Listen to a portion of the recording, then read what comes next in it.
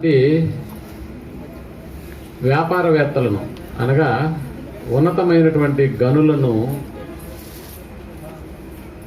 వారికి ఆహ్వానం పంపి ఈ యొక్క వజ్రాన్ని కొనుక్కోవడానికి మీరు లేక చూడడానికైనా రండి అని ఆహ్వానం పలికాడంట. ఆ వ్యాపారవేత్త ఒక బంగారు పళ్ళెంలో ఆ వజ్రాన్ని ఉంచాడు. ఓ పెద్ద హాలును నిర్ణయించాడు. వచ్చినటువంటి వాళ్ళు అతి ఖరీదైనటువంటి మనుషులు. వచ్చినటువంటి వాళ్ళు దానిని చూస్తూ బంగారు పళ్ళెంలో ఉన్నటువంటి ఆ వజ్రాన్ని గమనిస్తూ దీని విలువ చాలా ఎక్కువగానే ఉంటుంది అని భావిస్తూ ఉన్నటువంటి ఆ టైంలో మనం లైట్లకి కరెంట్ ఆపుతాం కదా, పాటలకి లైట్లు ఆపుతాం కదా, అలా ఒక 5 నిమిషాలు కరెంటు పోయింది ఆ రూమ్లో. ఏం జరిగింది అనుకునే లోపు మరలా కరెంటు వచ్చేసింది. తీరా చూస్తే ఆ పళ్ళెంలో విలువైనటువంటి వజ్రం కనపడలేదు. దాన్ని పిలిచినటువంటి వ్యక్తి ఆహ్వానించినటువంటి వ్యక్తికి అర్థం కాలేదు, ఎవరు తీసుంటారు, పోనీ ఎవరినన్నా దొంగలుగా అనుమానిద్దామా అని అంటే వచ్చినటువంటి వాళ్ళు ఖరీదైనటువంటి మనుషులు, ఎవరిని అడగాలి? అందుకని ఒక అనౌన్స్మెంట్ చేశారు. అనౌన్స్మెంట్ ఏంటంటే, మిత్రులారా దయచేసి గమనించండి, ఎవరో దీన్ని దొంగిలించిన మాట వాస్తవమే, మీరందరూ చూస్తున్నారు కదా, అలాగని 10 మందిలోకి వాడిని లాగడం నాకు ఇష్టం లేదు. ఇందాక ఎలాగైతే లైట్లు ఆర్పబడ్డాయో మరలా అదే విధంగా లైట్లు ఆర్పేస్తాము. ఎవరైతే దాన్ని దొంగిలించారో దానిని అక్కడ యథాస్థానంలో ఉంచేయండి అని అనౌన్స్మెంట్ ఇచ్చారు. అలాగే కరెంటు తీసేశారు. మళ్ళీ 5 నిమిషాల తర్వాత కరెంట్ ఇచ్చారు. ఈసారి ప్లేట్ కూడా లేదు, బంగారు ప్లేట్. ఎందుకు చెప్తున్నానంటే, ఓ 9 నెలల ముందు దేవుని మాటలు ఇదే ప్రాంతంలో కూర్చొని మనం విన్నాం. 9 నెలల తర్వాత మరలా ఆహ్వానం వచ్చింది అందరికీ. కానీ ఈ గ్యాప్లో మనకున్నటువంటి ఆత్మీయ స్థితిని కోల్పోకుండా ఎందరో ఆత్మీయులను, శారీరక సంబంధమైనటువంటి బంధువులను కరోనా వల్ల దూరం చేసుకున్నా దేవుని మీద మీరు చూపిస్తున్నటువంటి ఆ విశ్వాసాన్ని బట్టి మరలా తిరిగి ప్రాంతానికి చేరుకున్నారని అంటే మీ ఆత్మీయ స్థితికి నిజంగా దేవుని యందు మీరు పెట్టుకున్నటువంటి ఆ నమ్మకానికి దేవుడు ఎప్పుడు మిమ్మల్ని వదిలేయడు. ఉన్నటువంటి ఆ విశ్వాసాన్ని కోల్పోకుండా ఎన్ని నష్టాలు, కష్టాలు ఈ కరోనా సమయంలో మనం ఎదురు చూసినా, కరోనా వల్ల ఈ 9 నెలల గ్యాప్ మన జీవితంలో మనం కలుసుకోనివ్వకుండా చేసిన అదే ఆసక్తి, అదే ఆలోచనాత్మకమైనటువంటి పద్ధతి ఇంకా అధిగమించి పిల్లలతో పాటుగా కూడా వచ్చి ఇక్కడ కూర్చున్నారని అంటే ఆత్మీయ స్థితికి డోకా లేదన్న సంగతి అర్థమైపోతుంది. అందుకనే ఈరోజు యేసు క్రీస్తుల వారి యొక్క జన్మదినాన్ని పురస్కరించి మీ హృదయంలో ఎంత ఆనందం ఉందో నాకైతే తెలియదు, కానీ అంతకు మించినటువంటి ఆనందాన్ని మీకు పరిచయం చేయడానికే 5 రోజుల ముందే ఈ యొక్క కార్యక్రమాన్ని ఏర్పాటు చేశారు సోదరులు.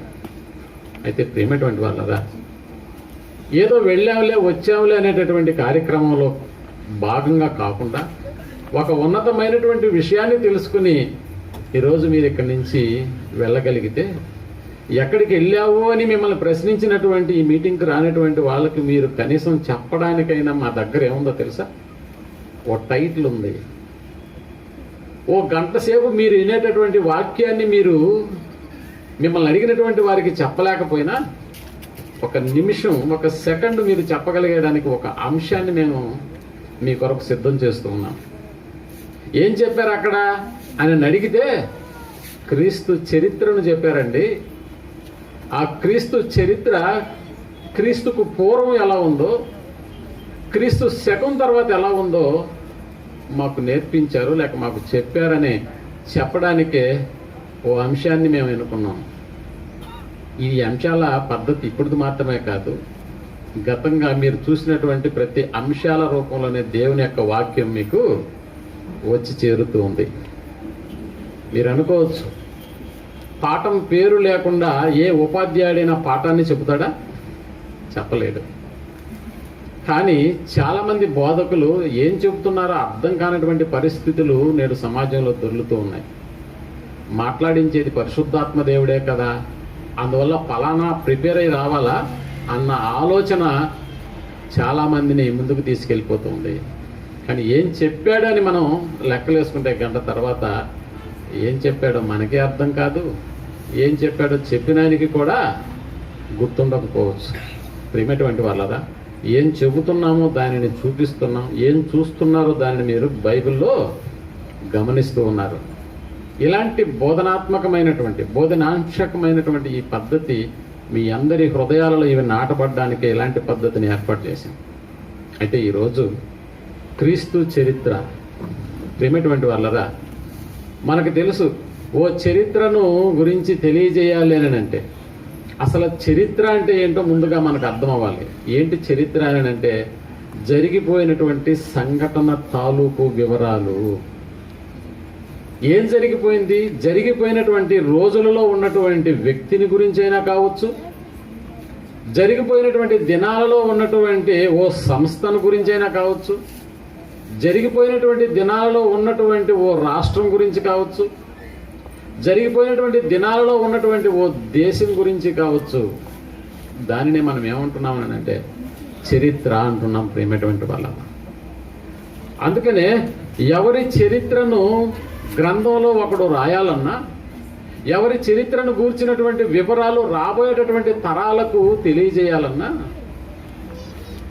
అటు క్రైస్తవేతరులు కావచ్చు, క్రైస్తవులు కావచ్చు, ప్రపంచంలో ఉన్నటువంటి ఏ గ్రంథాన్ని రాయడానికి మనిషి ముందుకొచ్చాడో ఆ మనిషి మొట్టమొదటగా పేపర్ మీద పెట్టవలసినటువంటి ఒకే ఒక మాట ఏంటి ఈరోజు ప్రపంచానికి అని అంటే క్రీస్తుకు పూర్వం, క్రీస్తు శకం.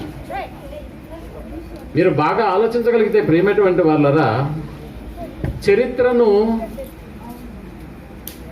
ఏ మనిషికైనా తెలియజెప్పడానికి ప్రామాణికంగా ఈరోజు ప్రపంచం యావత్తు ఎవరిని పరిగణలోకి తీసుకుంటుందని అంటే ఒక్క యేసు ప్రభుల వారిని మాత్రమే. యేసు ప్రభుల వారు చరిత్రకు మూల పురుషుడా, చరిత్రకు ఆధారమైన? అవును ప్రేమటువంటి వాళ్ళ. ఎవరు చరిత్రను రాయాలన్నా కూడా కాలాన్ని ప్రామాణికంగా తీసుకున్నప్పుడు ఆ కాలాన్ని విభజన చేసినటువంటి యేసు ప్రభుల వారిని మాత్రమే పరిగణలోకి తీసుకోవాలి. అందుకనే ఆధారితమైనటువంటి ఏ గ్రంథం రాయబడ్డా కూడా దాని ముందు ఉంచవలసింది క్రీస్తు పూర్వము, క్రీస్తు శకము. ఏ దేశ చరిత్రను మీరు చదువుకోవాలన్నా కూడా, ఏ రాజు పరిపాలన ఎన్ని సంవత్సరాలు పరిపాలించాడు, ఎలా పరిపాలించాడు అని తెలుసుకోవడానికైనా కూడా ముందు రాయవలసింది ఇది క్రీస్తు శకమా, క్రీస్తు పూర్వమా. కాలాన్ని విభజన చేసినటువంటి యేసు ప్రభుల వారికి కూడా క్రీస్తు పూర్వం, క్రీస్తు శకం ఉంటుందా? ఇది మన ప్రశ్న. ఒక వ్యక్తి చరిత్రను రాయాలి అని అంటే ఆ వ్యక్తి భూమి మీద పుట్టిన తర్వాత నుంచే చరిత్ర ప్రారంభమవుతుంది. ఒక దేశ చరిత్రను రాయాలని అంటే ఆ దేశం భూమి మీద ఏర్పడినప్పటి నుంచి ప్రారంభమవుతుంది చరిత్ర. గాంధీ గారి చరిత్రను రాయడానికి పూనుకున్నటువంటి వాళ్ళు గాంధీ గారు పుట్టక ముందు నుంచి రాశారా? లేదండి, పుట్టిన తర్వాత నుంచి రాశారు. భారతదేశ చరిత్రను చెప్పాలంటే భారతదేశం ఎప్పుడు ఏర్పడిందో అప్పటి నుంచి ఏం చేయాలి అని అంటే చరిత్రను రాయాలి. భారతదేశం లేనప్పుడు ఏం రాస్తామండి చరిత్ర అని అంటారు. ప్రేమటువంటి వాళ్ళరా, మనం ఆలోచించగలిగితే చరిత్రకు ఆధారభూతుడైనటువంటి యేసు ప్రభుల వారు కాలాన్ని రెండుగా విభజించినటువంటి ఘనతను దక్కించుకున్నటువంటి ఆయన పేరు ఈనాడు ప్రతి ఒక్కరూ ఒప్పుకొని తీరవలసిందే. బైబిల్లో కూడా చూడండి, బైబిల్ కూడా రెండు భాగాలుగా విభజన చెందింది. ఒకటేమో పాత నిబంధన, రెండవది క్రొత్త నిబంధన. కాలం ఎలా విభజన చెందింది అని అంటే ఇదిగో క్రీస్తుకు పూర్వం, క్రీస్తు శకము అని. కాలాన్ని విభజన ఎలాగైతే జరిగిందో దేవుడు రాయించినటువంటి మహాగ్రంథమైనటువంటి బైబిల్ కూడా 2 భాగాలుగా విభజన చెందింది. దాన్ని మనం పాత నిబంధన అంటాం. ప్రియమైనటువంటి వాళ్ళరా, దైవ గ్రంథమైనటువంటి బైబిల్లో అద్భుతమైనటువంటి చరిత్రకు సంబంధించినటువంటి ఆధారిత ఆనవాళ్ళు ఎన్నో ఉన్నాయి. ఎందరిని గురించో, ఏ దేశాన్ని గురించో కూడా ప్రపంచములే దేవుని వాక్యము వలన నిర్మాణమైనవని అన్న సంగతి దేవుడు రాయించినప్పుడు, ప్రపంచంలో ఉన్న దేనిని గురించి తెలుసుకోవాలన్నా కూడా ఓ ప్రామాణిక పుస్తకంగా బైబిల్ను మనం ఆధారిత గ్రంథంగా తీసుకోవాల్సిందే. అందుకని ఈనాడు మీరు గమనిస్తే ప్రపంచం అంతటిలో కూడా చలామణిలో ఉన్నటువంటి ఏకైక పుస్తకం బైబిల్ మాత్రమే. ప్రపంచం అంతటిలో, ప్రపంచంలో ఎన్ని దేశాలు ఉన్నాయో ఆ దేశాలలో ఎన్ని భాషలు ఉన్నాయో ఆ భాషలన్నిటిలోకి కూడా తర్జుమా చేయబడినటువంటి గ్రంథం బైబిల్. ఎక్కువ మంది కొనుక్కునే గ్రంథం ఏదైనా ఉందేనంటే అది బైబిల్ గ్రంథం. ఎక్కువ మంది చదివే గ్రంథం ఏదైనా ఉందేనంటే అది బైబిల్ గ్రంథం. ఎక్కువగా అమ్ముడయ్యేటటువంటి పుస్తకం ఏదన్నా ఉంది ప్రపంచంలోనేనంటే అది బైబిల్ గ్రంథం. బైబిల్కు ఎంత విశిష్టత ఉందా? అవును, ఉంది. అందుకనే దేనికైనా ఆధారం మనకు కావాలని అంటే అది బైబిల్లో నుండే వచ్చిందన్న సంగతిని మనం జ్ఞాపకం చేసుకోవాలి. దీనిని క్రైస్తవులు మాత్రమే కాదు, క్రైస్తవేతరులు చదివినా కూడా ఇది అర్థమయ్యేలాగా దేవుడు రాయించాడు. అందుకని ప్రియమైనటువంటి వాళ్ళరా, అసలు ఈ క్రీస్తు పూర్వం క్రీస్తు శకం అనేటటువంటిది ఎలా ప్రారంభమైంది? అందులో యేసు ప్రభుల వారి చరిత్ర క్రీస్తుకు పూర్వం ఉందా, లేక క్రీస్తు శకం నుంచే ప్రారంభమైందా? అసలు క్రీస్తు పుట్టిన నాటి నుండే ప్రారంభమైందా అని అంటే చాలా పొరపాటు. కొంతమంది అంటూ ఉంటారు, మీ దేవుడు ఎప్పటి వాడండి? ఓ 2000 సంవత్సరాల క్రితం వాడే కదా. మీ యేసు ప్రభుల వారు ఎప్పటి వాడు అని ప్రశ్నించిన వాళ్ళే జవాబు చెప్తున్నారు, ఓ 2000 సంవత్సరాలు నాటివాడే కదా. మరి మా దేవుళ్ళు ఎప్పటి నుంచి ఉన్నారో తెలుసా? యుగాల గురించి త్రేతాయుగం అని మాట్లాడతాం. పలానా యుగం అంటే యుగాల క్రిందటే మా దేవుళ్ళు ఉన్నారు. ఓ 2000 సంవత్సరాల క్రితం పుట్టినటువంటి యేసు ప్రభుల వారు మీకు దేవుడా అంటే ఈయన చాలా జూనియరు అని. ప్రియమైనటువంటి వాళ్ళరా, మనం చక్కగా ఆలోచించాలి. లోకంలో ప్రామాణికంగా తీసుకుంటున్నటువంటి ఈ క్రీస్తు పూర్వం క్రీస్తు శకం వెనకాలన్నటువంటి స్థితిని మనం ఆలోచించగలిగితే యేసు ప్రభుల వారి చరిత్ర మనకు అర్థమై తీరాలి. నిజంగా ఇతరులు అనుకున్నట్లుగా యేసు ప్రభుల వారు 2000 సంవత్సరాల నాటివాడా? అంతకు ముందు యేసు ప్రభుల వారు లేరా అని అంటే దానికి సజీవ సాక్ష్యమే దేవుడు మనకు రాయించినటువంటి గ్రంథం. ఈ గ్రంథపు విషయాలలోకి వెళ్ళి మనం ఆలోచించగలిగితే యేసు ప్రభుల వారు క్రీస్తుకు పూర్వం ఎక్కడున్నాడో చూడగలిగితే హెబ్రీలకు రాసిన పత్రిక 10వ అధ్యాయం 5వ వచనాన్ని మనం ఆలోచించగలిగితే ప్రియమైనటువంటి వాళ్ళ, హెబ్రీలకు రాసిన పత్రిక 10వ అధ్యాయం 5వ వచనాన్ని మనం చదువుతూ ఉన్నాం. కాబట్టి ఆయన ఈ లోకమునందు ప్రవేశించునప్పుడు, కాబట్టి ఆయన అంటే ఎవరిక్కడ? యేసు ప్రభుల వారు. అంతేకాని గ్రంథం రాసినటువంటి ఆయన కాదు. కాబట్టి ఆయన ఈ లోకము, లోకము అని అంటే ప్రపంచము, ఈ లోకములోకి ప్రవేశించక ముందు అనగా ఈ లోకములోకి మనుషుని అవతారంగా మనుషుని రూపంగా రాక ముందు జరిగినటువంటి సంగతి. అనగా మన భాషలో చెప్పుకోవాలంటే నేటి పాఠానికి అనుకూలంగా క్రీస్తుకు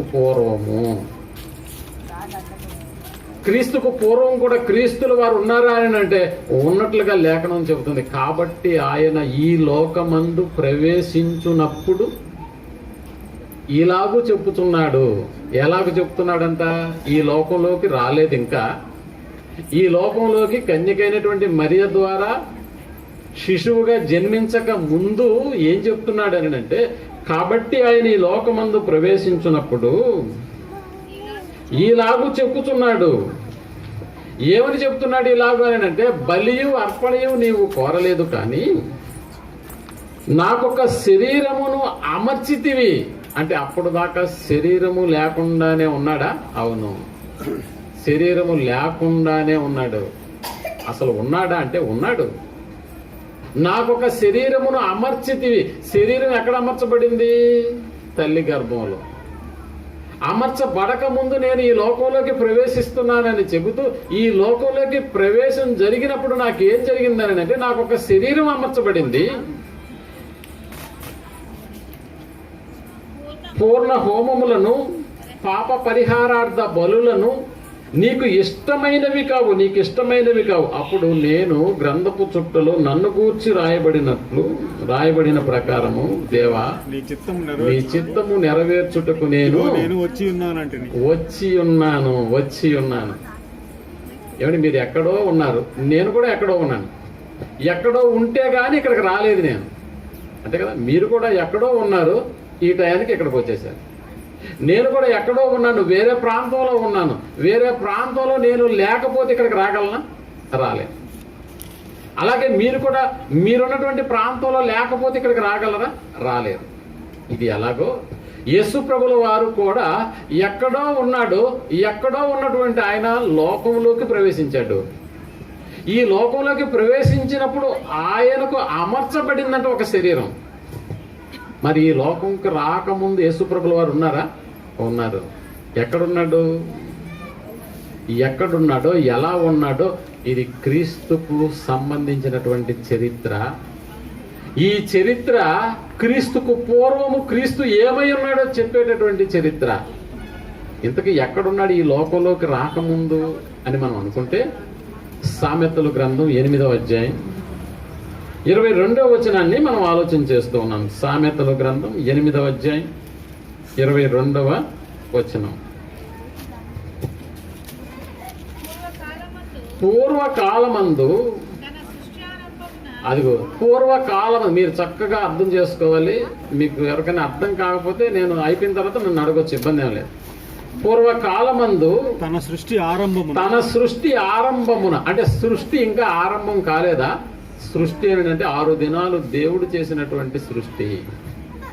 తన సృష్టి ఆరంభమున తన కార్యములలో అనగా దేవుని కార్యక్రమములలో, అనగా సృష్టి కార్యక్రమములు జరగక ముందే తన కార్యములలో ప్రథమమైన దానిగా యెహోవా నన్ను కలుగజేసెను. యెహోవా నన్ను కలుగజేసెను. అనాది కాలము. ఎవరున్నారంట ప్రారంభంలో? దేవుడు మాత్రమే ఉన్నాడంట. ఆ దేవుడు తన కార్యక్రమములో ఏం చేశాడంట? తన సృష్టి ఆరంభమున తన కార్యములలో ప్రథమమైన దానిగా యెహోవా నన్ను కలుగజేసెను. అనాది కాలము మొదలుకొని మొదటి నుండి భూమి ఉత్పత్తి అయిన కాలమునకు పూర్వము. అంటే భూమి ఇంకా నిర్మించబడలేదా? నిర్మింపబడలేదు. మనం పండగ జరుపుకున్నది భూమి వచ్చిన తర్వాత. ఆ భూమిలో మళ్ళా యేసుప్రభుల వారు శరీరాన్ని దాల్చుకుని వచ్చిన తర్వాత పండగ అనుకుంటున్నాం. కానీ యేసుప్రభుల వారి జన్మదినాన్ని జరుపుకోవాలంటే ఎన్ని కోట్ల సంవత్సరాలు వెనక్కి వెళ్ళిపోవాలి మనం. కాలములే నిర్ణయించబడినప్పుడు, ప్రపంచములే నిర్ణయించబడినప్పుడు, భూమి కూడా సృష్టించబడక పూర్వము ఏం చెప్తా? భూమి ఉత్పత్తి అయిన కాలమునకు పూర్వము నేను నియమింపబడి తిని. అప్పుడు ఎలా ఉంది లోకం అని అంటే ప్రవాహ జలములు లేవు, నీళ్లతో నిండిన ఓటలు లేనప్పుడు నేను పుట్టి తిని. కొండలు పుట్టక మునుపు. క్రిస్మస్ 25 అంటే యేసు ప్రభుల వారు పుట్టిన దినమా? మీరు ఆలోచన చేయండి. డిసెంబర్ 25 తారీఖు పెట్టి ఆ తారీఖున పండగ చేసుకుంటావా?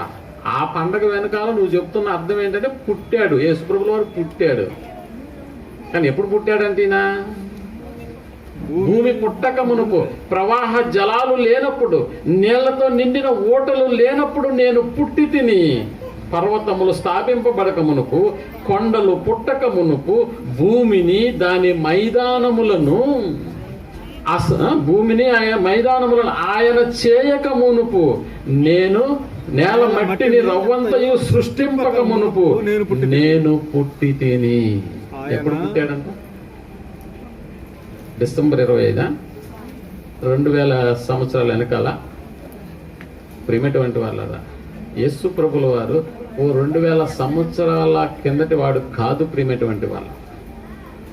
అందుకే ఆధారిత గ్రంథమైనటువంటి దేవుని గ్రంథంలో ఆయన పుట్టుకను గురించి రాయించాడు దేవుడు. యెహోవా తన కార్యములలో ప్రథమమైన దానిగా నన్ను కలుగజేశాడు. భూమిని సృష్టించక మునుపు, ప్రవాహ జలాలు లేనప్పుడు, కొండలు పర్వతాలు ఇవన్నీ లేనప్పుడు నేను పుట్టాను. 25 ఆయన పుట్టినరోజా? లేదు ప్రియమైనటువంటి వాళ్ళు. చూసారా, ఓ ప్రామాణికంగా యేసు ప్రభుల వారు భూమి మీదకు వచ్చినటువంటి దాన్ని అప్పుడప్పుడు కూడా మనం కూడా పుట్టినరోజు జరుపుకుంటూ ఉంటాం. ఎంతవరకు ఉంటుంది ఆ పరిధి అని అంటే, ఆ పరిధి నా కుటుంబానికి నేను నా పుట్టినరోజు జరుపుకోవాలంటే నేను ఒక 100 మంది బంధువులు ఉంటారేమో, అలాగే మీరు ఒక 100 మంది బంధువులేమో. నెల్లూరు అంతా జరుపుకుంటారా మన పుట్టినరోజు? లేదు. పోనీ ఆంధ్రప్రదేశ్ అంతా జరుపుకుంటారా? లేదు. ఓ ఇండియా జరుపుకునేటటువంటి ఒక పుట్టినరోజు ఉంది. ఆ వ్యక్తి ఎవరో కాదు, మహాత్మా గాంధీ గారు. ఈనాడు ప్రపంచమంతా జరుపుకునేటటువంటి పుట్టినరోజు ఎవరిది అని అంటే యేసు ప్రభుల వారిదే ప్రియమైనటువంటి వాళ్ళ. అలాంటి యేసు ప్రభుల వారు కేవలం ఓ 2000 సంవత్సరాల క్రిందటి వ్యక్తి మాత్రం కాదు, ఆయన భూమి లేనప్పుడు పుట్టినటువంటి వ్యక్తి. దేవుడు వీటిని కలుగజేయక ముందు ప్రథమమైనటువంటి దానిగా, తన కార్యములలో ప్రథమమైన దానిగా యెహోవా నన్ను కలుగజేశాడు. అందుకనే ఏ వ్యక్తి చరిత్రను గురించి మనం తెలుసుకోవాలన్నా అతడు పుట్టిన తర్వాత నుంచి తెలుసుకోవాలి. పుట్టిన తర్వాత నుంచి లెక్కలు వేయాలని అంటే క్రీస్తుకు పూర్వమా, క్రీస్తు శకమా? అలాంటి క్రీస్తుని గురించి మనం మాట్లాడుకుంటున్నాం ప్రియమైనటువంటి వాళ్ళరా. ప్రతి మనిషి చరిత్రకు ఆధారం బైబిలే.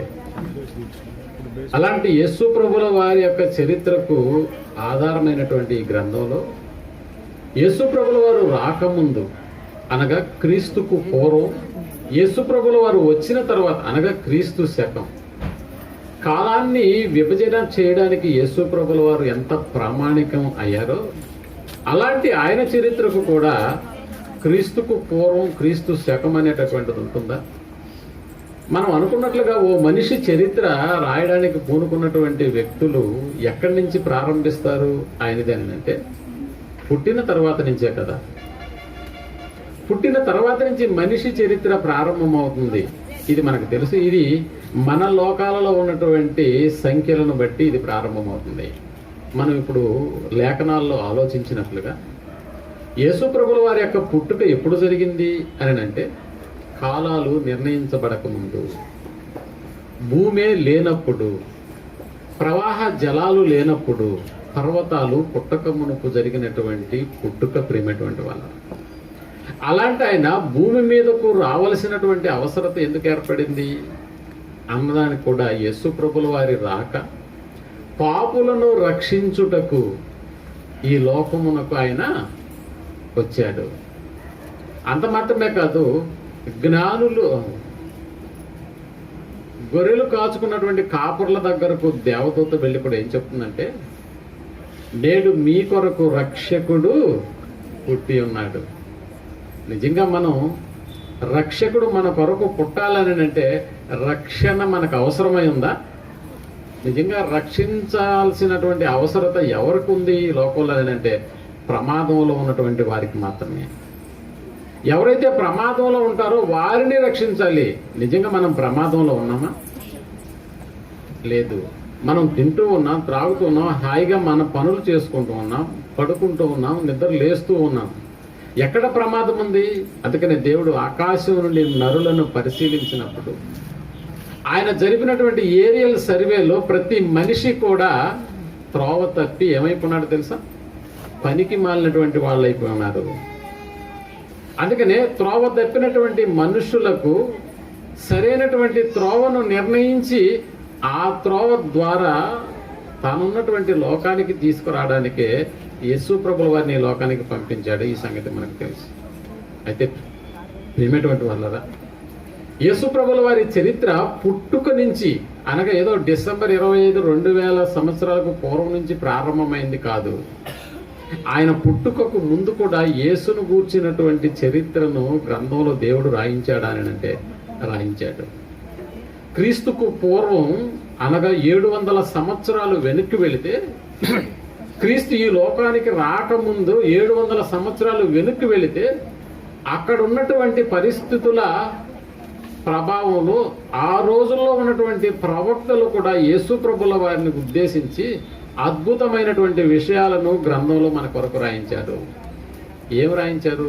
యేసు ప్రభుల వారిని గురించి క్రీస్తు పూర్వము ఆయన కూర్చున్నటువంటి మాటలు ఏమైనా ఉన్నాయా బైబిల్లోనేనంటే ఒక్కసారి యెషయా గ్రంథం 7వ అధ్యాయం 14వ వచనాన్ని మనం ఆలోచించగలిగితే, యెషయా గ్రంథం 7వ అధ్యాయం 14వ వచనాన్ని మనం ఆలోచించగలిగితే, కాబట్టి ప్రభువు తానే ఒక సూచన మీకు చూపును ఆలకించుడి కన్యక గర్భవతి అయి కుమారుని కని అతనికి ఇమ్మానుయేలు అను పేరు పెట్టును. ఏమంటే యేసు ప్రభుల వారు క్రీస్తుకు పూర్వం అనగా క్రీస్తు అనేటటువంటి ఆయనే ఇంకా భూమి మీదకు రాకుండా ఉన్నప్పుడు ఆయనను గూర్చినటువంటి వివరాలు గ్రంథంలో గ్రంథస్థం చేయబడ్డాయని అంటే గ్రంథస్థం చేయబడ్డాయి. ఎలా గ్రంథస్థం చేయబడ్డాయి? ఓ కన్యక దేవుని యొక్క సూచన ద్వారా దేవుడే ఒక సూచన చేస్తాడు. ఆ సూచన ఏంటి అని అంటే, ఇదిగో కన్యక గర్భవతి అయి కుమారుని కని ఆయనకు ఇమ్మానుయేలు అనేటటువంటి పేరు పెట్టబడుతుందన్న. అంటే యేసు ప్రభుల వారు భూమి మీదకు పంపబడిన తర్వాత పేరు కూడా ముందుగానే నిర్ణయించబడిందా? 700 సంవత్సరాల వెనుకాలే యేసు అనేటటువంటి ఒక ఆయన భూమి మీదకు రావాలని, వచ్చినప్పుడు ఆయనకు ఏ పేరు పెట్టాలో కూడా దాదాపుగా క్రీస్తు రాకకు పూర్వమే 700 సంవత్సరాల క్రితం యెషయా గారు రాయించినటువంటి మాట. ఏమిటి అలాగే జరిగిందా? యేసు ప్రభుల వారి యొక్క క్రీస్తు పూర్వపు చరిత్రను మనం పరిగణలోకి తీసుకుంటే, ఓ కన్యకకు యేసు ప్రభుల వారు జన్మించారా లేదా? జన్మించినట్లుగా లేఖనాలు మనకి తెలియజేస్తున్నాయి. ఎక్కడ ఎలా జన్మించారు? ఇది క్రీస్తు శకానికి సంబంధించినటువంటి మాట. అంటే క్రీస్తు పుట్టిన తర్వాత ఈ కార్యక్రమం జరిగిందా, ఇలానే జరిగిందా లేదా అనడానికి కూడా ఓ రికార్డు ఎవిడెన్సెస్ దేవుడు రాయించాడు. ప్రియమైనటువంటి వాళ్ళు చూడండి, మత్తయి రాసిన సువార్త 1వ అధ్యాయం 18వ వచనం నుండి మనం ఆలోచించగలిగితే, ఓ క్రీస్తు పూర్వం క్రీస్తును గురించి ఏ మాటలు రాయబడ్డాయో అదే మాటలు క్రీస్తు శకంలో క్రీస్తు పుట్టిన తర్వాత అదే విధంగా జరిగినట్లుగా కూడా మనం చూస్తూ ఉన్నాం. యేసుక్రీస్తు జనన విధానం ఎట్లనగా, జనన విధానము ఎట్లనగా ఆయన తల్లి అయిన యేసేపునకు ప్రదానము చేయబడిన తర్వాత, ఆయన తల్లి మరి అయిన ఆమె యేసేపుకు ప్రదానము చేయబడిన తర్వాత వారు ఏకము కాకమునుపు ఆమె పరిశుద్ధాత్మ వలన పురుషుని వలన కాదు, ప్రేమటువంటి వాళ్ళరా, పరిశుద్ధాత్మ వలన గర్భవతిగా ఉండెను. ఆమె భర్త అయిన యోసేపు నీతిమంతుడై ఉండి ఆమెను అవమానపరచనొల్లక రహస్యముగా ఆమెను వెళ్ళనాడు ఉద్దేశించారు. చూసారా, రహస్యముగా. అప్పటికే ఎంగేజ్మెంట్ అయిపోయింది, కానీ ఇక్కడ చూస్తే గర్భం దాల్చింది. మరియమ్మ గారి పరిస్థితి ఎలా ఉంటుందో మీరు అర్థం చేసుకో. ప్రేమటువంటి వాళ్ళరా, ప్రవక్త క్రీస్తుకు పూర్వం 700 సంవత్సరాల నాడు చెప్పబడినటువంటి ఓ మాట ప్రకారం ఎలాగైతే ప్రవక్త చెప్పాడో, దేవుడు క్రీస్తుకు పూర్వం క్రీస్తును కూర్చినటువంటి మాటలు రాయించిన ప్రకారంగానే ఎలా క్రీస్తు ఈ లోకంలోకి వస్తున్నాడో మనం ఆలోచించగలిగితే, సేమ్ అదే విధంగా యెషయా పలికినటువంటి మాటల ప్రకారం ఓ కన్యక గర్భవతి అయి కుమారుని కంటుంది. ఇదిగో కనినప్పుడు ఆయనకు పెట్టినటువంటి పేరు ఇమ్మానుయేలు. ఇమ్మానుయేలు అంటే అర్థం దేవుడు మనకు తోడు. ప్రియమైనటువంటి వాళ్ళరా, యూదుల సాంప్రదాయం ప్రకారం యేసుప్రభుల వారు యూదా గోత్రపు సింహంలో నుంచి శారీరకంగా ఆయన రావాలి కాబట్టి, అది కన్యకైనటువంటి మరియ ద్వారా ఈ లోకంలోకి ప్రవేశించిన తర్వాత యూదుల సాంప్రదాయాలు కొన్ని ఉంటాయి. ఎందుకనంటే ఇశ్రాయేలీల కాలంలో నుంచి దేవుడు ధర్మశాస్త్రాన్ని అనుగ్రహించినప్పుడు వారు ఐగుప్తులో బానిసత్వపు బ్రతుకు నుండి దేవుడు మోషే ద్వారా వారిని విమోచించి కానాను పాలు తేనెలు ప్రవహించేటటువంటి దేశంలోకి వారిని నడిపించిన తర్వాత ఓ ధర్మశాస్త్రపు నియమ నిబంధనలు మోషే గారి ద్వారా వారికి అనుగ్రహించినప్పుడు వారికి ఏర్పాటు చేయబడినటువంటి ఒక పద్ధతి ఏంటనంటే, ఇదిగో మగపిల్లవాడు పుట్టిన వెంటనే వాడికి ఏం చేయించాలి? సున్నతి చేయించాలి. ఏ రోజు చేయించాలి అని అంటే ఓ 8వ దినాన చేయించాలి. చూసారా, మనకి అబ్రహాం గారు కూడా దీన్ని అక్షరాల పాటించినట్లుగా మనకు తెలుస్తుంది. ఒకసారి ఆదికాండం 21వ అధ్యాయం 4వ వచనాన్ని మనం ఆలోచించగలిగితే, ఆదికాండం 21వ అధ్యాయం 4వ వచనాన్ని మనం ఆలోచించగలిగితే అబ్రహాం గారు చేసినటువంటి యొక్క కార్యక్రమాన్ని గురించి మరియు దేవుడు అబ్రహాముకు ఆజ్ఞాపించిన ప్రకారం అతడు 8 దినముల వాడైన ఇస్సాకు అని తన కుమారునికి సున్నతి చేసింది. 8 దినముల ఇస్సాకుకు సున్నతి చేయించెను. ఈ 8 దినముల సున్నతి కార్యక్రమము దేవుడు లేవియాకాండం 12వ అధ్యాయం 3వ వచనంలో స్థిరపరుస్తున్నట్లుగా మనకు తెలుస్తుంది. లేవియాకాండం 12వ అధ్యాయం 3వ వచనాన్ని మనం ఆలోచించగలిగితే, 8వ దినమున బిడ్డకు సున్నతి చేయింపవలెను. 8వ దినమున బిడ్డకు సున్నతి చేయించవలెను. ఇది ఆజ్ఞ. ప్రియమైనటువంటి వాళ్ళరా, యూదులలో వస్తున్నటువంటి ఈ ఆజ్ఞ ప్రకారం ఆ తర్వాత కాలంలో యేసు ప్రభుల వారి కంటే ముందుగా ఎవరు పంపబడ్డారో తెలుసా? యోహాను గారు యేసు ప్రభుల వారి రాకకు ముందు యోహాను గారు పంపబడినప్పుడు యోహాను గారికి కూడా 8వ దినమున వాళ్ళ తల్లిదండ్రులు ఏం చేశారు చూడండి. సున్నతి చేశారు. లూకా సువార్త 1వ అధ్యాయం 59వ వచనాన్ని మనం ఆలోచించగలిగితే, లూకా రాసిన సువార్త 1వ అధ్యాయం 9వ వచనాన్ని మనం ఆలోచించగలిగితే, యాజక మర్యాద చొప్పున ప్రభు ఆలయంలోనికి వెళ్ళి ధూపము వేయుటకు అతనికి వంతు వచ్చెను.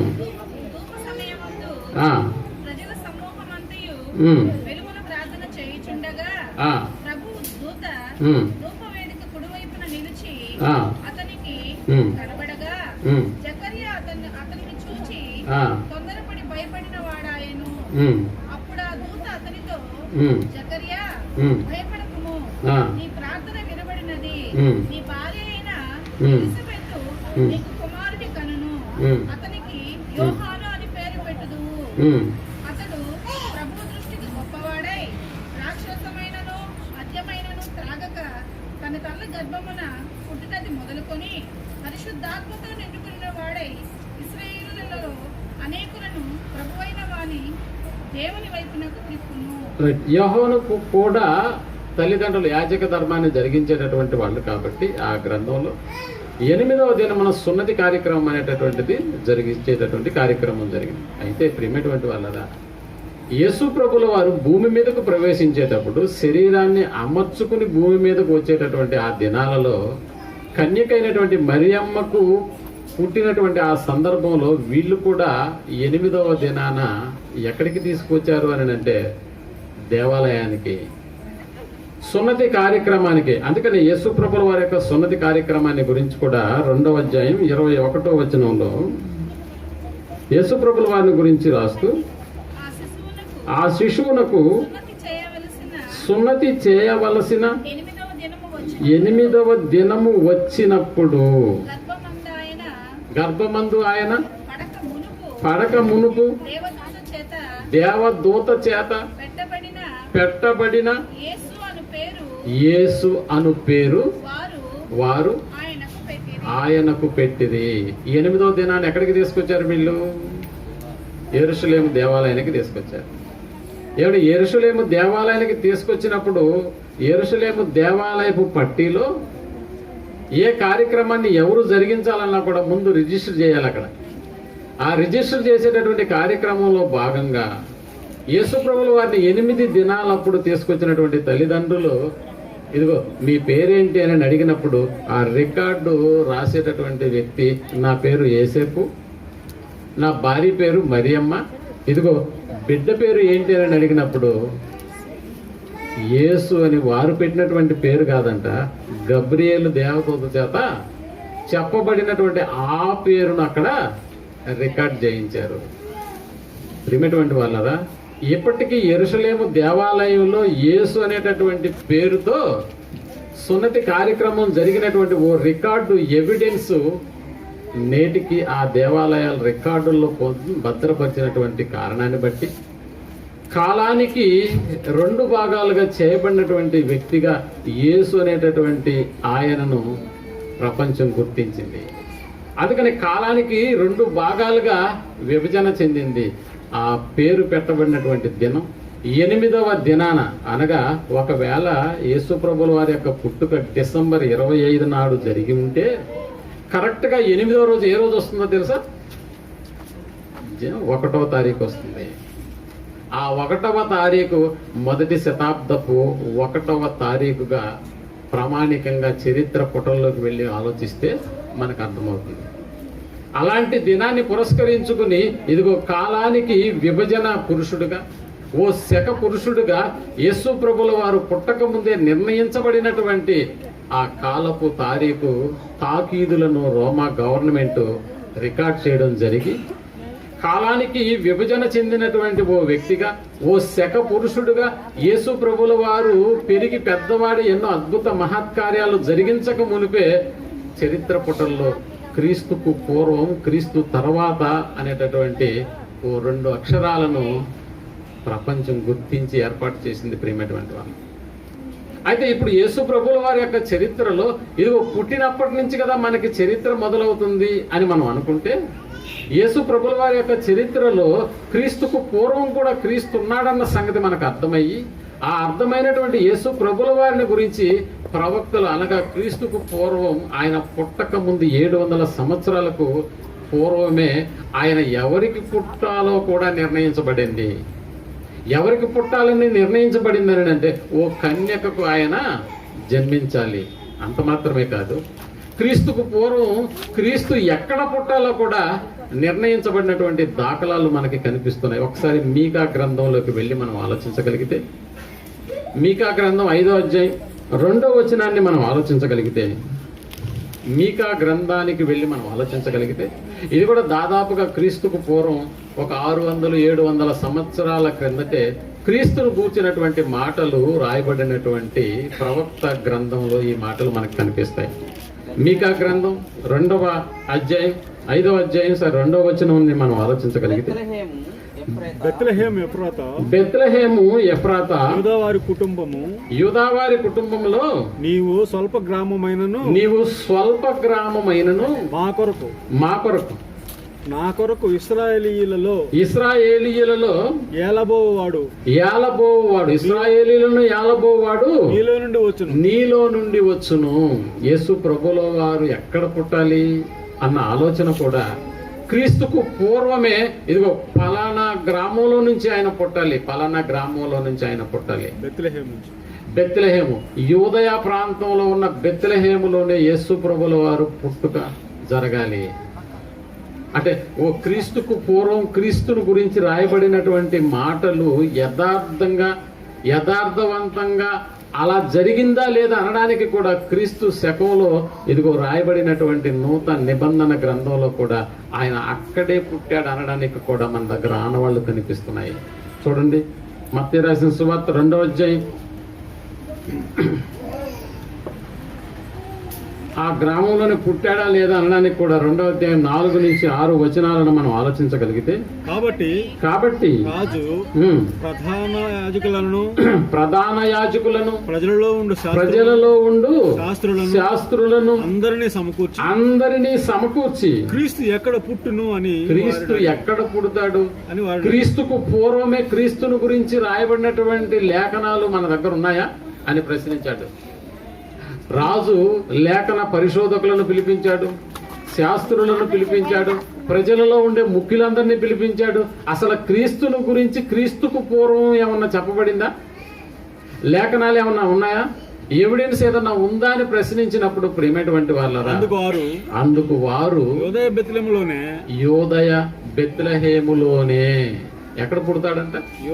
యోదయ బెత్లెహేములోనే పుడతాడు అని లేఖనముల ద్వారా యూదయ దేశపు బెత్లెహేమ,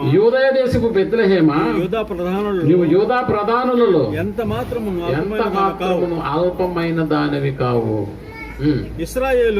ఇశ్రాయేలు అను నా ప్రజలను పరిపాలించు అధిపతి నీలో నుండి వచ్చును అని ప్రవక్త అయిన మీకా ద్వారా చెప్పబడినటువంటి సంగతి ఉంది అన్నారు. చూసారా? ఓ క్రీస్తుకు పూర్వమే క్రీస్తును గూర్చినటువంటి ఆనవాళ్లు ఎలాగైతే రికార్డు చేయబడ్డాయో, రికార్డు చేయబడినటువంటి ప్రతి వచనం తూచా తప్పకుండా ఓ గ్రామం అని పేరు రాయించాడు, ఓ కన్యక అని కన్యకను గురించి రాయించాడు. అంటే ఎవరికి పుట్టాలో రాయించబడింది, ఏ పేరు పెట్టాలో కూడా రాయించబడింది, ఏ ఊర్లో పుట్టాలో కూడా రాయించబడింది. అంటే క్రీస్తుకు పూర్వం ఇవన్నీ రాయించబడ్డాయా అని అంటే అవును ప్రియమైనటువంటి వాళ్ళు. క్రీస్తు చరిత్రలో దాగి ఉన్నటువంటి ఈ విషయాలన్నిటినీ మనం పరిగణలోకి తీసుకున్నప్పుడు క్రీస్తును గురించి అనేకమైనటువంటి ప్రవచనాల రూపంలో అద్భుతంగా యేసు ప్రభుల వారి జీవిత చరిత్రను గురించి, ఆయన ఎలా మాట్లాడాలో, ఏం మాట్లాడాలో, మాట్లాడేటటువంటి విధానంలో కూడా ఏం చెప్పాలనేటటువంటి సంగతులను గురించి క్రీస్తుకు పూర్వమే క్రీస్తును గురించి రాయబడిందా అంటే రాయబడింది. మనకు తెలుసు యేసు ప్రభుల వారు 33.5 సంవత్సరాల జీవిత కాలంలో యెరూషలేము పరిసర ప్రాంతాలలో తిరుగుతున్నప్పుడు ఓ రోజు గాడిద మీద ఎక్కి యెరూషలేముకు వస్తున్నటువంటి సందర్భం. ఏమంటే యేసు ప్రభుల వారు గాడిద మీద ఎక్కి ఎందుకు రావాలి ఆ ప్రాంతానికి? గాడిద మీద ఎక్కి రావాల్సినటువంటి అవసరత ఏంటి అని ఒకవేళ మనం అనుకుంటే పొరపాటు. గాడిద మీద ఎక్కి రావాలన్నది కూడా క్రీస్తు పూర్వంలో చెప్పబడినటువంటి సందర్భమే. అంటే క్రీస్తుకు పూర్వం ఓ సందర్భాన్ని గురించి ప్రవక్త రాస్తూ, ఇదిగో క్రీస్తు అనేటటువంటి ఆయన భూమి మీదకి వచ్చిన తర్వాత యెరూషలేముకు దేంట్లో వస్తాడంట? గాడిద మీద ఎక్కి. ఒకసారి మనం చూద్దాం జకర్యా గ్రంథం 9వ అధ్యాయం 9వ వచనంలో క్రీస్తుకు పూర్వం రాయబడినటువంటి ఈ మాటలు క్రీస్తు యొక్క జీవితాన్ని స్పష్టంగా మనకి తెలియజేస్తున్నాయి ప్రేమటువంటి వాళ్ళు. జకర్యా గ్రంథం 9వ అధ్యాయం 9వ వచనాన్ని మనం ఆలోచించగలిగితే, యెరూషలేము నివాసులారా,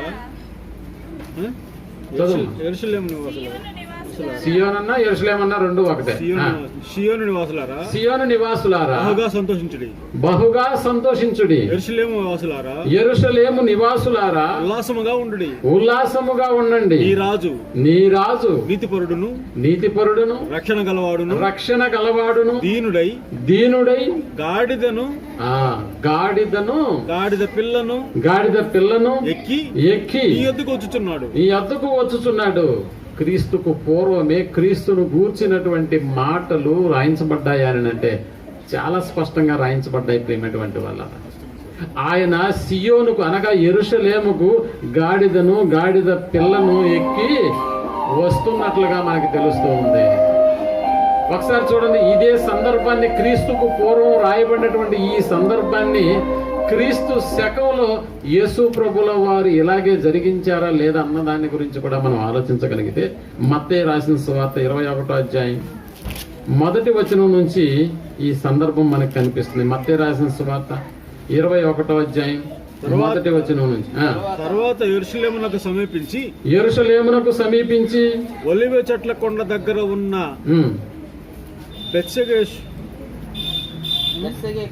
బెత్సెగేకు వచ్చినప్పుడు ఉమ్, యేసు ఉమ్. తన శిష్యుల్లో ఇద్దరిని చూచి ఆ, మైక్ ఒకటి ఎదుటనున్న గ్రామమునకు వెళ్ళుడే. ఎదుటనున్న గ్రామమునకు వెళ్ళగానే కట్టబడి ఉన్న గాడిద దానితోనున్న ఒక గాడిద పిల్లయు మీకు దానితో ఉన్న ఒక గాడిద పిల్లయు మీకు కనబడును. కనబడుతుంది. వాటిని విప్పి నా ఎద్దుకు తోలుకొని రండి. చూసారా, ఏ వాక్యాలైతే క్రీస్తుకు పూర్వం క్రీస్తును గురించి తన జీవితంలో ఇలా జరగాలి అని రాయించాడు దేవుడు, అదే విధంగా క్రీస్తు పుట్టిన తర్వాత అదే విధంగా జరిగించడం కూడా మనం చూస్తున్నాం. క్రీస్తుకు పూర్వం జీవిత యేసుప్రభుల వారి చరిత్ర ప్రేమటువంటి వాళ్ళ మనం ఆలోచించగలిగితే యేసు ప్రభుల వారిని గురించి ఆయన పుట్టక ముందే అద్భుతమైనటువంటి విషయాలను దేవుడు ప్రవక్తల ద్వారా పలికించినటువంటి మాటలు, అలా పలికించబడినటువంటి ప్రతి మాట యథార్థంగా ఇదిగో జరిగినట్లుగా మనకి లేఖనాలు, క్రీస్తు శకంలో రాయబడినటువంటి లేఖనాలు మనకి స్పష్టంగా కనిపిస్తూ ఉన్నాయి. అందుకని మరలా కూడా మనం ఆలోచించగలిగితే యేసు ప్రభుల వారి యొక్క సిలువ ఘట్టంలో ఇదిగో ఆయన్ను సిలువ వేసినప్పుడు కూడా క్రీస్తుకు పూర్వం తన గురించి రాయబడినటువంటి మాట ఎలా నెరవేర్చుతున్నాడో, ఓ కష్టాలలో ఉండి కూడా ఇదిగో చరిత్రకు పూర్వం క్రీస్తుకు పూర్వం నా గురించి రాయబడినటువంటి మాటలు వాటిని నెరవేర్చేటటువంటి కార్యక్రమాన్ని యేసుప్రభుల వారు కలిగి ఉన్నారు. ఒకసారి కీర్తనల గ్రంథం 69వ అధ్యాయం 21వ వచనాన్ని మనం ఆలోచించగలిగితే, కీర్తనల గ్రంథం 69వ అధ్యాయం 21వ వచనాన్ని మనం ఆలోచించగలిగితే, క్రీస్తుకు పూర్వం క్రీస్తు జీవితంలో ఇలా జరగాలని రాయబడినటువంటి మాట క్రీస్తు శకంలో కూడా యేసుప్రభుల వారు జరిగించినట్లుగా మనకు తెలుస్తుంది. వారు చేదును నాకు ఆహారముగా పెట్టిరి, నాకు దప్పిక అయినప్పుడు చిరకను త్రాగనిచ్చిరి. ఎవడు ఈ ఘట్టం మనకి ఎక్కడ కనిపిస్తుంది యేసుప్రభుల వారి జీవిత చరిత్రలో అని అంటే, ఇదిగో శిలువ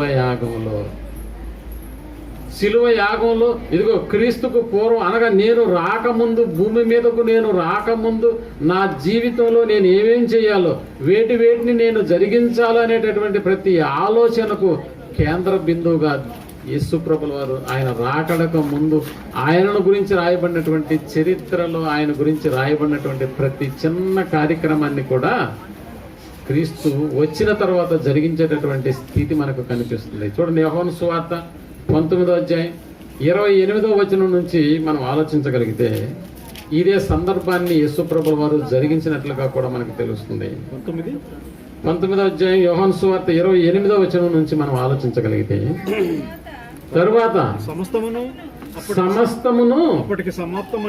అప్పటికి సమాప్తమైనదని ఎరిగి లేఖనము నెరవేరునట్లు, అదిగో క్రీస్తుకు పూర్వము నా గురించి చెప్పబడినటువంటి మాట నెరవేరునట్లు. అంతేనా? క్రీస్తుకు పూర్వం అనగా నేను భూమి మీదకు రాకముందు నా గురించినటువంటి మాటలు దేవుడు ఎలా ఓ చరిత్రగా రాసి ఉంచాడో, రాయబడినటువంటి ప్రతి మాటను నేను జరిగించాలి అనేటటువంటి ఆలోచనతో యేసుప్రభుల వారు ఏం చేస్తున్నారు అక్కడ అని అంటే, ఇదిగో లేఖనములో చెప్పబడినట్లుగా దావీదు కుమారుడు నేను దప్పిక కొనుచున్నాను అంటే, దప్పిక కొనాలని కాదు, దప్పిక కొని ఆ మాట అడగట్లేదంట. ఇదిగో క్రీస్తుకు అనగా నేను రాకముందు, ఈ లోకంలోకి నేను రాకముందు దేవుడు నా కొరకు ఏదైతే రాయించి చరిత్ర పుటల్లో పొందుపరిచాడో, ఆ పొందుపరిచిన దాని విధంగా నేను జరిగించాలని ఒకే ఒక్క ఆలోచనతో చిరకను నాకు వారు ఏమిచ్చారు, ఎలా ఇచ్చారు? చిరకతో సోపు పుడకను నేను దప్పికొనుచున్నాను అనెను. రైట్. యేసుప్రభుల వారి యొక్క చరిత్రను మనం ఆలోచించగలిగితే ప్రేమటువంటి వాళ్ళారా, చరిత్రకు ఆధారభూతుడైనటువంటి యేసుప్రభుల వారు, కాలాన్ని విభజనకు కారణభూతుడైనటువంటి యేసుప్రభుల వారి చరిత్ర కూడా ఓ క్రీస్తుకు పూర్వం, ఓ క్రీస్తు శకంలో కూడా మనం గమనించవచ్చు. అందుకనే చరిత్రకు ఆధారుడైనటువంటి యేసు ప్రభుల వారు ఎలా శకపురుషుడయ్యాడో ఒక్క చరిత్ర మనం ఆలోచించగలిగితే, ఓ క్రీస్తుకు పూర్వం ఆయన గురించి రాయబడినటువంటి సందర్భాలు అనేకాలు ఉన్నాయి, అనేకము. క్రీస్తుకు పూర్వం క్రీస్తును గురించి రాయబడినవన్నీ కూడా క్రీస్తు శకంలో క్రీస్తుల వారే నెరవేర్చినట్లుగా చాలా సందర్భాలను మనం ఆలోచన చేస్తాం. అందులో కూడా యేసు ప్రభుల వారు భూమి మీదకి వచ్చిన తర్వాత తండ్రి అయినటువంటి దేవుని సంగతులు, పరలోకంలో ఉన్నటువంటి ప్రతి సంగతిని గురించి కూడా చాలా స్పష్టంగా ఆయన వివరణ చేస్తూ, ఇదిగో క్రీస్తుకు పూర్వం ఆయన బోధన విధానం ఎలా ఉందో కూడా రాయబడినటువంటి ఓ మాటను మనం ఆలోచిస్తే, కీర్తనల గ్రంథం 78వ అధ్యాయం 1-2 వచనాలలో యేసు ప్రభుల వారు క్రీస్తుకు పూర్వం ఎలా బోధించాలో కూడా రాయించాడా దేవుడు అని అంటే, క్రీస్తుకు పూర్వం ఆయన ఎలా బోధించాలో కూడా దేవుడు రాయించినట్లుగా మనకు తెలుస్తుంది. కీర్తనల గ్రంథం 78వ అధ్యాయం 1-2 వచనాలను మనం ఆలోచించగలిగితే, నా జనులారా నా బోధకు చెవియొగ్గుడి, నా నోటి మాటలకు చెవియొగ్గుడి, నేను నోరు తెరచి ఉపమానము చెప్పెదను, నోరు తెరచి ఉపమానము చెప్పెదను, పూర్వకాలపు గూఢ వాక్యములను నేను తెలియజెప్పెదను. గూఢ వాక్యములను, పూర్వకాలము గూఢవాక్యములను నేను తెలియజెప్పేదను. నేను నోరు తెరిచి ఏం చేస్తానో తెలుసా? ఉపమానము చెప్పేదను. పరలోక సంబంధమైనటువంటి సంగతులు మనకు అర్థమవ్వాలంటే మొదటగా భూమి మీద జరుగుతున్నటువంటి ఏ సంగతినైనా నువ్వు అర్థం చేసుకుంటే గానీ పరలోకపు సంగతులు అర్థం కావు. అందుకని యేసు ప్రభుల వారి యొక్క బోధన విధానం క్రీస్తుకు పూర్వం అనగా ఆయన రాకముందు ఓ ఉపమాన రీతిగా తెలియజేయబడాలి అనేటటువంటి ఒక అంశాన్ని మనం తీసుకున్నప్పుడు, క్రీస్తుకు శకంలో అనగా యేసు ప్రభుల వారు భూమి మీదకు వచ్చిన తర్వాత ఆయన బోధనా విధానం కూడా అలాగే సాగింది. చూడండి ఒకసారి మత్తయి రాసిన సువార్త 13వ అధ్యాయం 35వ వచనాన్ని మనం ఆలోచించగలిగితే, మత్తయి రాసిన సువార్త 13వ అధ్యాయం 35వ వచనాన్ని మనం ఆలోచించగలిగితే,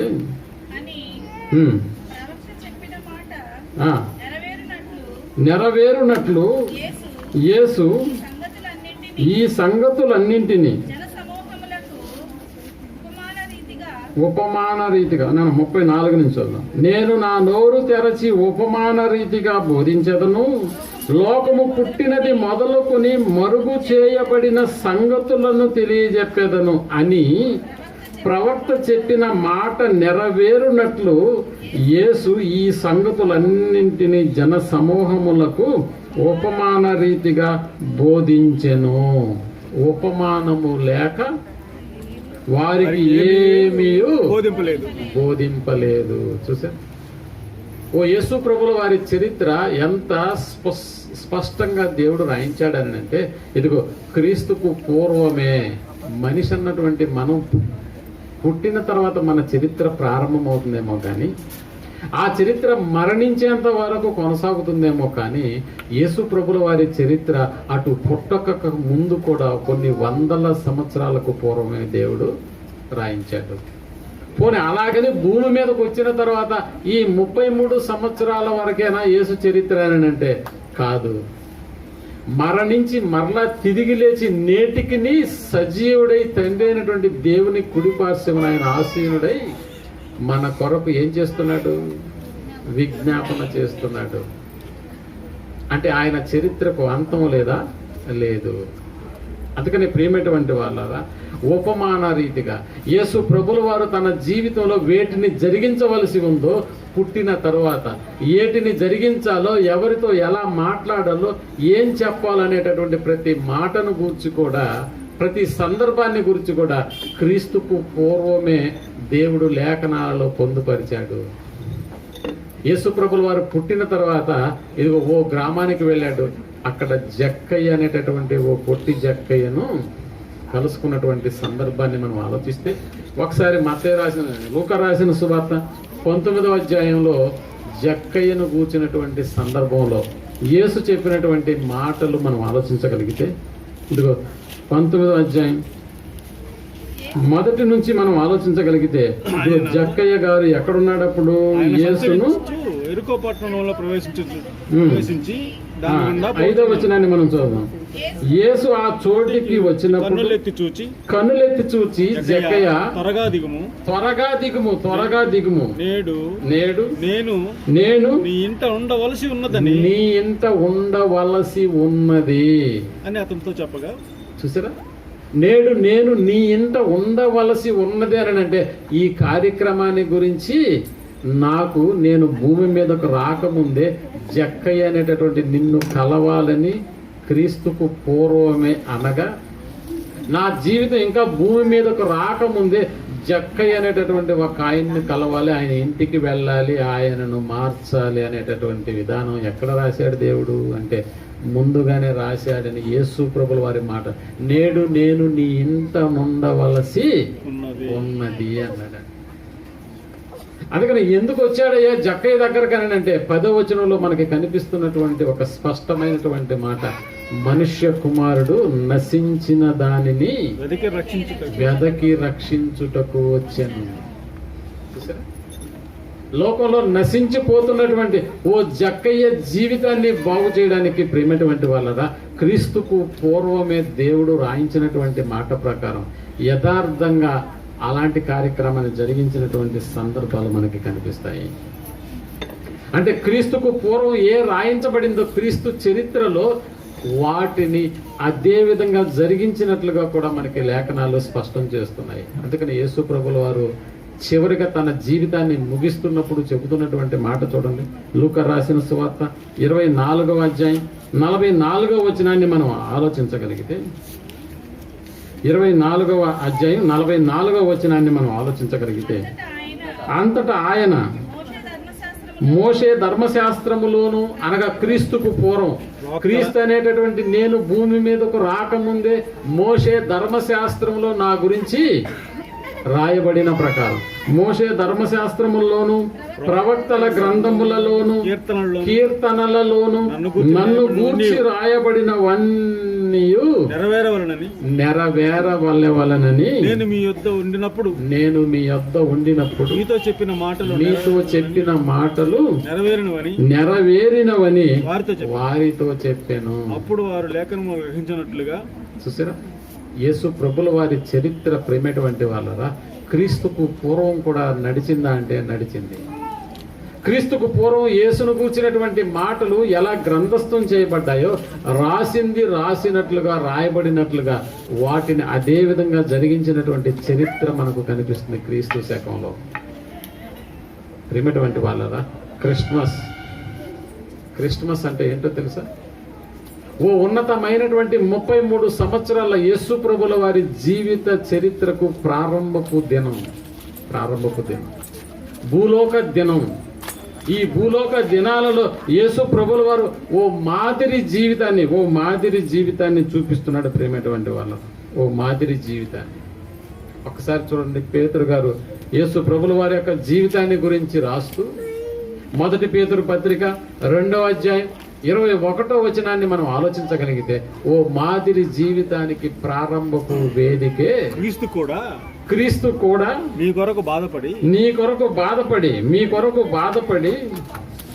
మీరు తన అడుగు జాడలలో నడుచుకొనవలెనని మీకు మాదిరి ఉంచిపోయాడు. మీకు మాదిరి ఉంచిపోయాడు. ఆయన పాపము చేయలేదు. ఆయన యేసు ప్రభుల వారి జీవితం ఓ 33.5 సంవత్సరాల జీవితం ప్రేమటువంటి వాళ్ళు.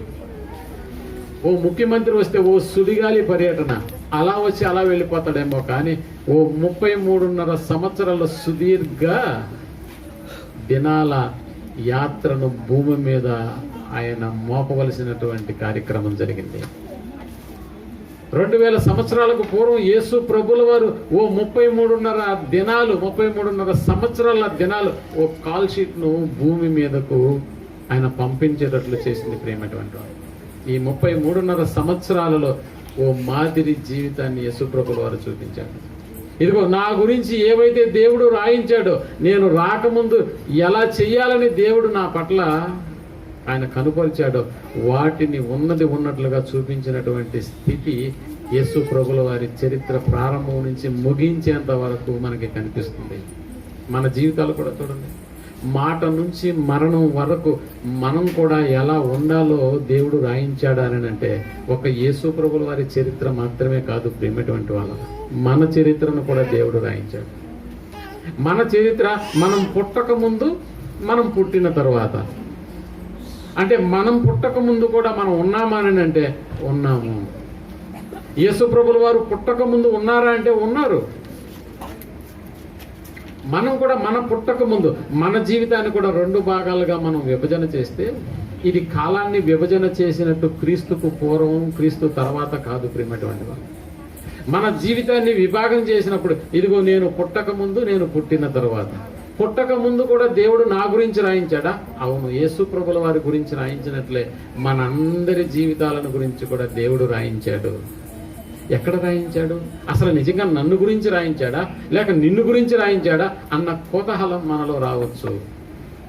మన గురించి ఎప్పుడు రాయించాడు, ఎలా రాయించాడో చూడండి ఒకసారి. ఎఫెసీయులకు రాసిన పత్రిక 1వ అధ్యాయం 4వ వచనం నుంచి మనం ఆలోచించగలిగితే ప్రేమటువంటి వాళ్ళం.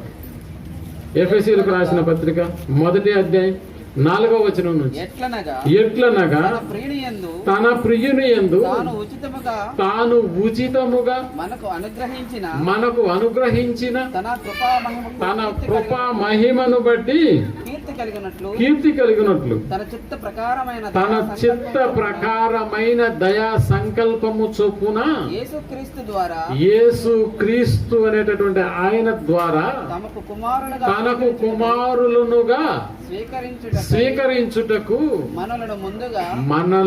మనలను చూసారా, మనలను అనగా మనలందరినీ గురించి మనలను ముందుగా తన కోసము నిర్ణయించుకొని మనలను ముందుగా తన కోసము నిర్ణయించుకుని మనము తన ఎదుట పరిశుద్ధులమును నిర్దోషులమునై ఉండవలెనని.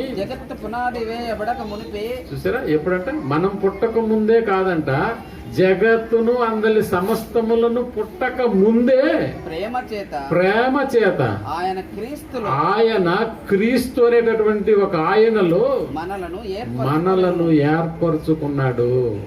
ప్రేమటువంటి వాళ్ళ యేసు ప్రభుల వారి జీవిత చరిత్ర ఇటు క్రీస్తు పూర్వము క్రీస్తు శకం మాత్రమే కాదు, జగత్ పునాది వేయబడక మునిపే యేసు క్రీస్తు అనేటటువంటి ఆయన చరిత్ర ప్రారంభమైంది.